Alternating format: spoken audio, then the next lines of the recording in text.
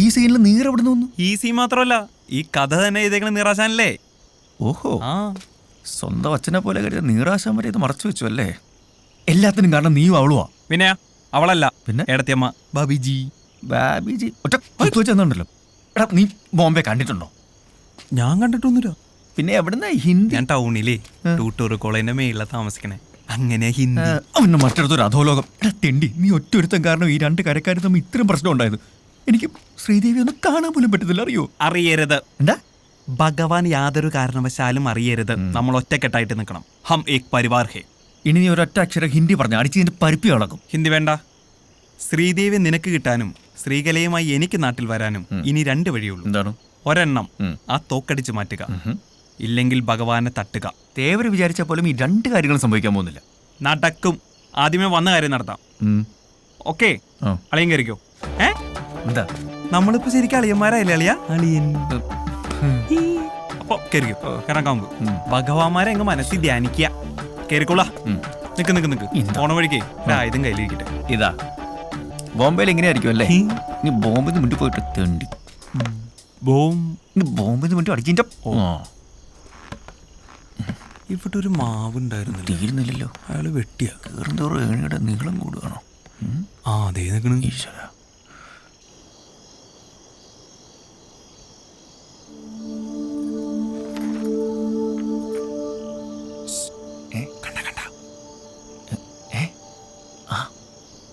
പുസ്തകം വായിക്കുക.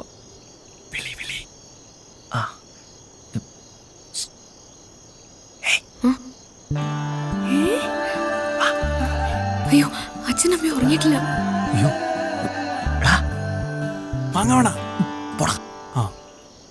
അപ്പൊ തനിച്ചല്ലേ? ഏയ്, എല്ലാരും വന്നിട്ടുണ്ട്. ഞാൻ വിചാരിച്ച എന്നെ കാണാതെ കരഞ്ഞോണ്ടിരിക്കാന്ന്. പാട്ടും കേട്ട് ബോബനും മോളിയും വായിച്ച് ഹാപ്പി ആയിട്ട് ഇരിക്കല്ലേ? പൊക്ക അവിടുന്ന്. അച്ഛൻ വേറെ ആലോചനകൾ നോക്കുന്നുണ്ട്.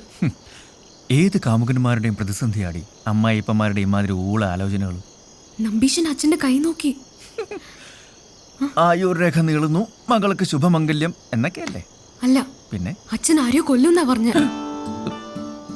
ഈ തമാശ പറയാനാണോ എന്നെ കാണണമെന്ന് പറഞ്ഞു? അല്ല, ഇപ്പൊ വരാം. എന്തോ തരാനാണല്ലോ.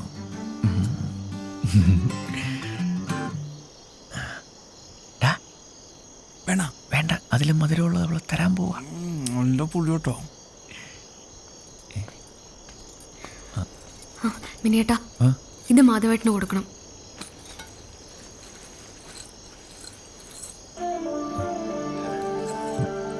എന്താ ഇത്? മിനിയേട്ടാ, ശ്രീദേവി ടോക്കീസ് എന്നും എപ്പോഴും അവിടെ തന്നെ ഉണ്ടാവണം. ഒരു കാരണവശാലും ടാക്കീസ് ഞങ്ങൾ വിട്ടുകൊടുക്കത്തില്ല. ഇതിവിടെ തന്നെ ഇരിക്കട്ടെ. എത്ര വലുതാണെങ്കിലും ചെറുതാണെങ്കിലും നമ്മുടെ ടോക്കീസിന് വേണ്ടിയിട്ടല്ലേ. ഇത് മാധവേട്ടന് കൊടുക്കണം. അല്ല, അത് മിനിയേട്ടാ, കളിയല്ല. അച്ഛൻ വളരെ കാര്യമായിട്ടാ 2 ദിവസമായി ഹാലടങ്ങി നടക്കുക. ഉത്സവം നടത്താൻ പോലും പോവാതെ അച്ഛൻ എവിടെ ഇരിപ്പാ? ഉത്സവം കഴിഞ്ഞ ഉടനെ കല്യാണം നടത്താനാ. വിനേട്ടന് എന്താ ഒന്നും മിണ്ടാത്ത? നമുക്ക് ചേച്ചി പോയതുപോലെ ഇവിടെ നിന്ന് ഇങ്ങോട്ടെങ്കിലും പോവാം. ഒളിച്ചോടാനാ? ഈ കയ്യെന്നെടുത്തേ, എന്നിട്ട് വേണം ഉണ്ട് എന്നെ നെഞ്ചത്തോട്ട് തുളച്ച് കയറാൻ. കൊള്ളാം. എടാ, ഒളിച്ചോടാന്ന്. ഒരേ ചോരയില്ലേ, അങ്ങനെ പറയൂ. ഒളിച്ചോട രക്ത. ഇവളും പോവും. അപ്പോഴേക്കും പണിഞ്ഞോ? ഞാനൊരു തമാശ പറഞ്ഞല്ലേ? എന്നോട് മിണ്ടണ്ട. പെണങ്ങിയടാ. അയ്യോ, പാട്ടുപാട്. ബോംബെയില് അല്ല ബേബു, നീ പാടിക്കോ. സിനിമയിലേക്ക് ഇങ്ങനെ നീ പാടല്ലേ?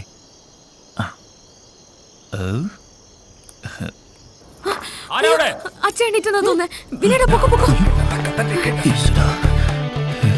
അല്ല, അത് ഓഹോ, എല്ലാ പെണ്ണുങ്ങളും ഇങ്ങനെയാണല്ലേ? ബജരംഗൻ ഇറങ്ങി ഓടടാ. നമ്മുടെ പേര് പറയുന്നത്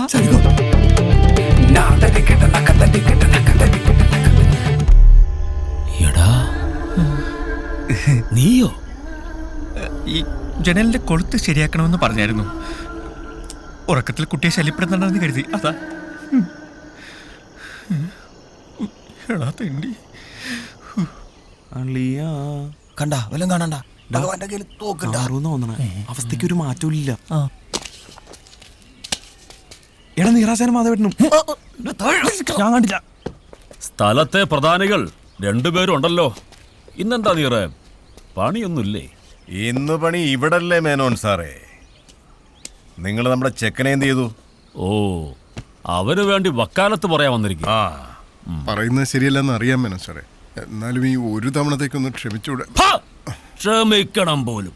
കൊണ്ടുപോടാ അവനെ.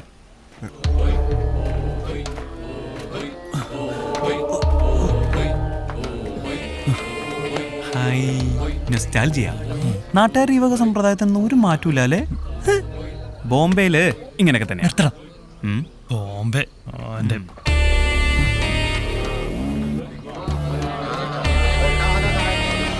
എടാ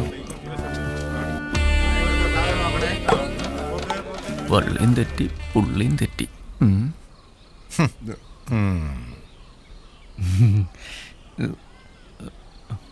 ഇവന്റെ കൂടെ കുറെ വിളഞ്ഞന്മാരും കൂടി ഉണ്ട്. എല്ലാറ്റിന്റെ നോക്കി വെച്ചിട്ടുണ്ട് ഞാൻ. നിങ്ങളേടാ എടോ മാധവ, തനിക്ക് ഉളുപ്പില്ലടോ.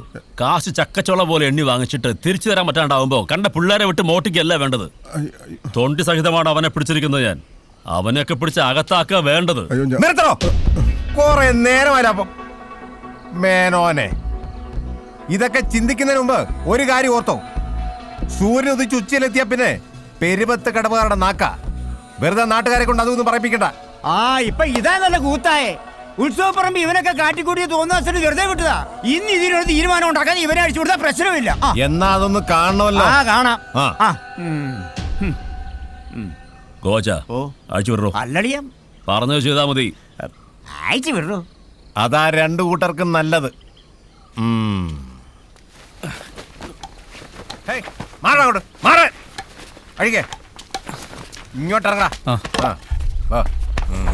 എടാ ചെറുക്ക, ഇവനെ പോലുള്ള മരംകേറുകളുടെ കൂട്ടുപിടിച്ച് ഇവിടെ കയറി നരങ്ങാനാണ് ഭാവമെങ്കിൽ തീർത്തു കളയും എല്ലാറ്റിനെയും. ഉത്സവം കഴിഞ്ഞാൽ ശ്രീദേവിയുടെ കല്യാണം. അതിനു മുമ്പ് ഈ പരിസരത്ത് കണ്ടുപോകരുത് ഒരുത്തനെയും. മേനോനെ, ഇവന്റെ കൂടെ അവൾ ഇറങ്ങി വരാൻ തയ്യാറാണെങ്കിൽ ഈ പെരുവത്ത് കടവത്തെ മണ്ണിൽ അവരൊരുമിച്ച് ജീവിക്കും.